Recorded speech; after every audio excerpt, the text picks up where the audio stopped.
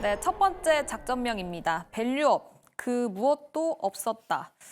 일단 새로운 소식이 크게 없었어요. 많은 사람들이 중장기적인 계획은 굉장히 좋긴 하나 어쨌든 강제성이 없기 때문에 실망 매물이 나왔었던 것 같습니다. 정동태 매니저님 어떻게 보셨습니까? 네, 지금 시점에서 다시 한번 좀 저희가 일본 증시를 한번 이제 대입해 보면 되지 않을까 싶어요. 그러니까 일본 증시도 계속적으로 이제 보면은 저도 이제 계속 알림이 좀 오고는 있는데 신고가 계속적으로 니케이 지수가 경신을 좀 하고 있습니다. 그러니까 정책이 사실상 어떤 이런 주가에 반영되기까지는 상당히 좀 오랜 기간이 좀 필요하다라는 거고요. 그리고 그러한 정책이 반영되기까지 시간도 많이 걸린다라는 거는 당연할 수밖에 없을 것 같아요. 기대감은 그만큼 높았기 때문에 단기간에 주가가 강하게 올라갔던 거죠. 금융주도 마찬가지고요. 지주사도 마찬가지였습니다. 그만큼 어느 정도의 조정은 나올 수밖에 없는 과정이었고요. 내용들을 조금 본다고 했을 때는 강제성이 없는 자율 규제라는 거, 그리고 어떤 세제적인 인센티브 지원이 없다라는 부분들, 이런 부분들이 좀 아쉬우면서 단기적인 어떤 실망 매물이 출회되고 있는 과정이었고, 조금 전에 좀 말씀 주신 것처럼 저도 그 말에 좀 전적으로 많이 동의를 합니다. 지금 조정은 파는 조정이 아니고요. 사는 조정인데, 조금 전에 조 매니저님 말씀 주신 것처럼 저도 결국에는 선별적으로 좀 접근을 해야 될 것 같아요. 제가 오늘 이제 뉴스 티커를 좀 본다고 했을 때 눈에 들어온 타이틀 몇 가지 있었거든요. CJ 올리브영 사상 최대 매출, 최대 영업이익 기록했다. 이런 기업들은 아직 이 회사가 비상장 기업이기 때문에 CJ라는 지주회사는 계속적으로 우리가 좀 매력적인 기업이라는 어떤 관점에서 보실 필요는 있을 것 같고요. 그리고 제가 사실 밸류어 프로그램 관련된 얘기 드렸지만, 제가 더 얘기 드리고 싶은 건 사실 제가 오늘 좀 종목으로 좀 얘기를 한번 드려볼게요. 네네. 우선은 제가 한두 달 전에도 방송에서 편입했던 종목인데요. 우선 메타바이오메드라는 기업은 차트 화면 좀 보여주시면, 동사 같은 경우는 오늘 역사적 신고가를 경신을 했습니다. 동사 같은 경우는. 근데 이 기업 같은 경우는 이미 3분기까지의 누적 영업이익이 2022년 영업이익을 뛰어넘은 기업이에요. 그러니까 아까도 제가 서두에서 얘기 드린 것처럼 지금은 시장을 볼 때가 아닙니다. 어떤 종목이 어떻게 움직일지에 대한 판단을 지금 잘해야 되는 시점인데, 항상 제가 그 중심에는 최우선으로 놔야 되는 게 실적이라는 부분들 얘기 드렸잖아요. 메타바이오도 좀 그랬고요. 오늘 바이오주도 강했는데, 바이오 섹터 안에서도 돈 버는 기업도 강했어요. 오스테오닉도 오늘 주가가 7% 가까이 좀 올라가는 모습을 보였었고, 그리고 전선 테마 관련돼서 제가 그때 얘기 드렸던 종목이 대원전선이었죠. 대원전선도 보게 되면 제가 얘기 드리고 나서도 다시 한번 그 매수가 위로, 그 당시에 다음날 시초가로 계산한다고 했을 때는 움직임이 괜찮아요. 오늘도 거래량도 괜찮았고요.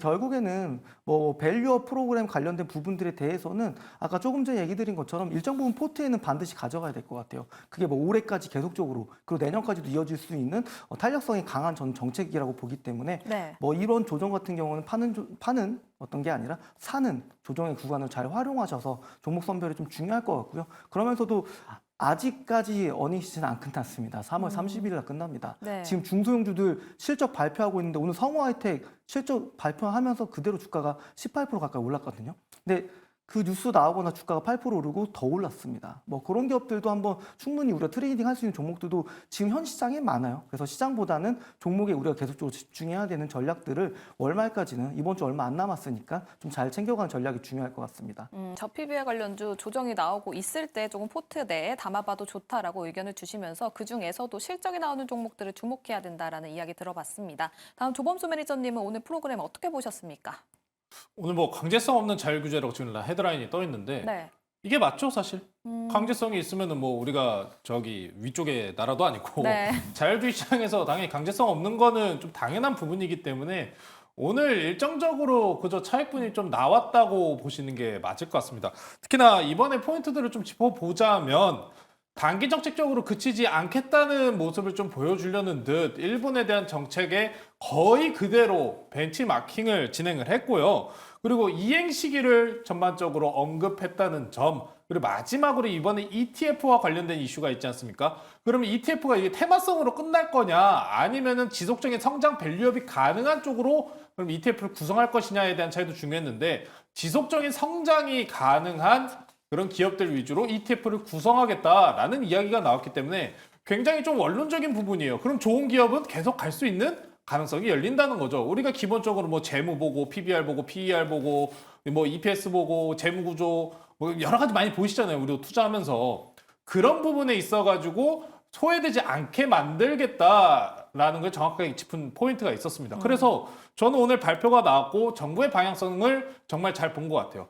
단기성으로 끝나지 않겠다라는 이야기가 나온 거는 상당히 좋은 이야기입니다만 그럼 단편적으로 좀 아쉬운 점이 딱 하나 있어요.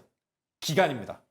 기간 관련해가지고 너무 좀 늦게 ETF 관련된 이야기를 내놓는 게 아닌지 중간중간에 이제 계속해서 브리핑은 지속적으로 있습니다만 기간이 길어질수록 기대감에 대한 부분은 줄어들 수밖에 없어요.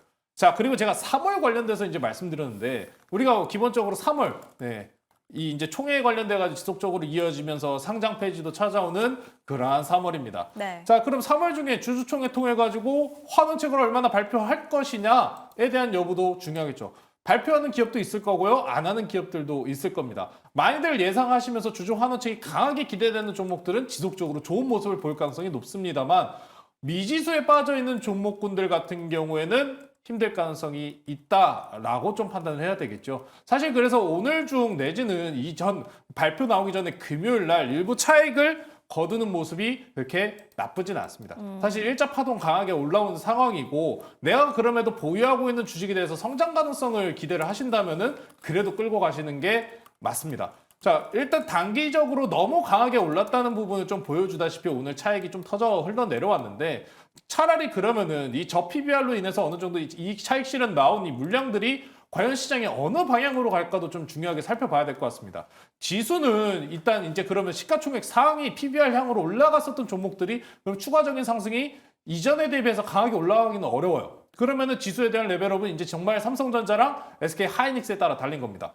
그러면은 그 전까지 그럼 이 수급이 어디로 갈 거냐가 우리한테는 일단 중요할 것 같아요. 지금 구간에서 그러면은 지수물에 대한 상승은 제한적인 상황이니 여기서 추가적인 조정이 조금 더 나올 건지 아니면은 바로 반도체 내지는 2차전지 업황도 최근에 좀 바닥권에 관련된 이야기가 많이 나오고 있지 않습니까? 네. 그럼 반도체냐 2차전지냐 또 수급에 관련된 방향성을 쫓아서 지수 내지는 우리나라 지금 시장도 어떻게 변화할지 그 부분도 살펴봐야 되기 때문에 PBR만 바라보실 필요는 없고 원래 기존의 저가권 내에서 이제 이 가격 이 기업 이 정도 재무에 너무 싸다 하는 그렇게 투자하시던 분들은 상관없을 것 같고 테마성으로 투자하시던 분들은 PBR에 대한 테마는 조금은 낮춰 보셔야 될 것 같다.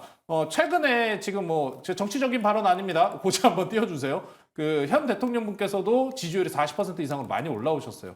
정책에 관련돼 가지고 그런 포퓰리즘 정책으로 향만 나온 게 아니라 일부 지금 유의미한 결과를 좀 보여주고 있다고 보시면 될 것 같습니다. 지역난방공사도 오늘 컨센서스 대비해 가지고 거의 10배 넘는 그런 이익권을 보여줬다 보니까 공기업들 그리고 현재 정부 정책으로 인해서 좋은 모습을 가져갈 것이다 라는 시장의 기대감은 그러면 조금 더 올라오고 있는 구간이기 때문에 저는 그럼 PBR 향으로 일단 3월과 4월 중에 일단 총선도 있고 3월 달 또 이제 여기서 변동성 가능성도 있으니 테마로 즐길 부분 다 즐겼고 이제부터는 그런 다음 테마를 좀 찾아보자 이렇게 말씀 전해드리겠습니다. 알겠습니다. 다음 테마 스타거즈 통해서 찾아볼 텐데요. 지금 저PBR 관련해서 저도 안 그래도 지금 금융주 말씀을 드리고 싶었어요. 네. 금융주가 저PBR 관련 종목으로도 묶이지만 지금 배당 기준일 관련해서 27일 그리고 28일 내일과 모레죠.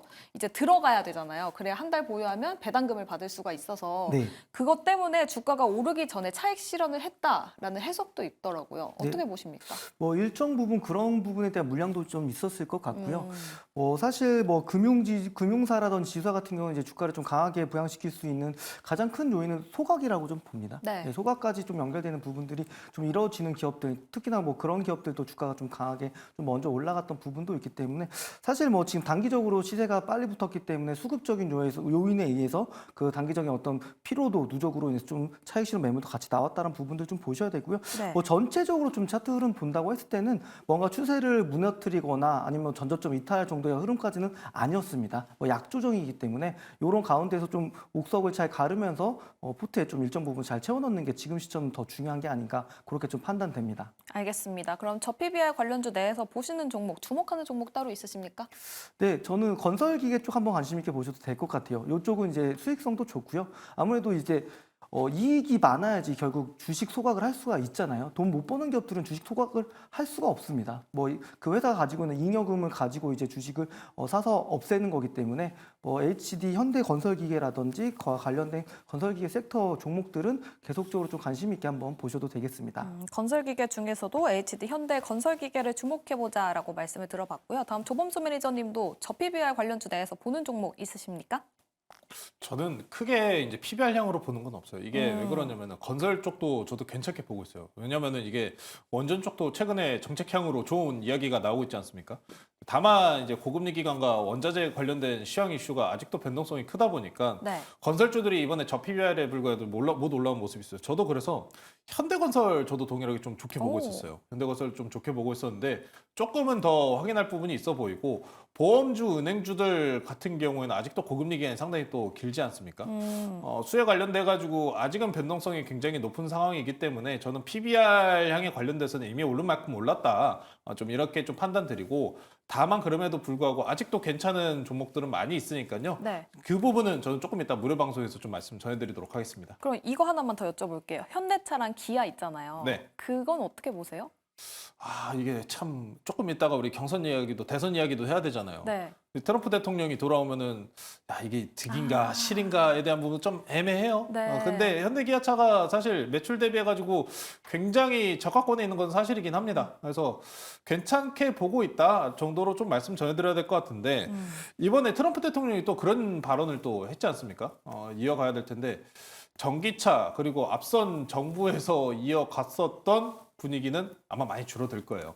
많이 줄어들 거고 금리 인하 구간으로 들어가면서 현대차와 기아차의 또 이제 추가적인 수혜 부분은 굉장히 강력해질 가능성이 높습니다. 이제 인도양으로 그리고 이외 제3의 시장으로도 또 판로를 넓히고 있는 모습이기 때문에 저는 자동차 관련주 말씀 물어보신 것처럼 네. 상당히 좋게 한 번 더 봐도 되지 않나. 많이 눌려 있습니다. 자동차 관련주 그리고 국내에서 부품주들도 많이 눌려 있는 상황이다 보니까 네. 경기 회복과 이제 금리가 이제 인하 기대성이 올라오면 올라올수록 자동차 관련주도 더 좋은 모습 보여줄 가능성 높다. 그렇게 말씀 전해드리겠습니다. 알겠습니다. 전반적인 자동차 관련주까지 이야기 짚어봤고요. 그럼 다음 두 번째 작전으로 넘어가 보도록 하겠습니다.